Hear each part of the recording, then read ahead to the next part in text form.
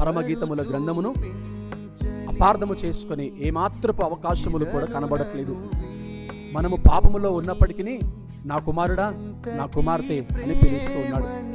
ఆయన ఆ బావి దగ్గర కూర్చున్నప్పుడు ఒక పాపపు స్త్రీ వచ్చినప్పుడు ఆమెను చూసిన యేసయ్య అంటున్నాడు కదా, అమ్మా అని పిలుస్తున్నాడు.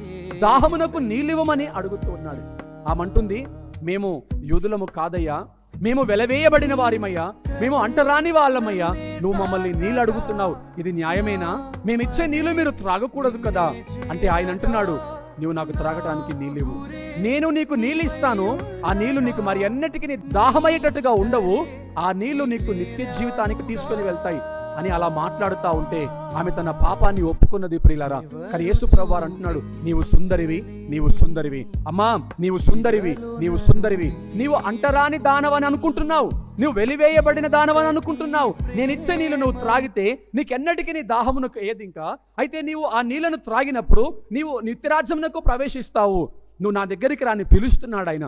కానీ ఆమె అంటుంది, నేను పాపాత్మురాలను, నేను వెలివేయబడిన దానను, నేను అంటరాని దానను. కానీ యేసయ్య పిలుస్తున్నాడు, నేను నీకు నీళ్ళు ఇస్తాను, కానీ ఇప్పుడు మాత్రం నువ్వు నాకు నీళ్ళు ఇవ్వు. ఆయన ఆమెను పిలుస్తూ ఉన్నాడు. ఆమె తన పాపాలు విడిచిపెట్టి యేసయ్య దగ్గరికి రావటం మనము చూస్తూ ఉన్నాం.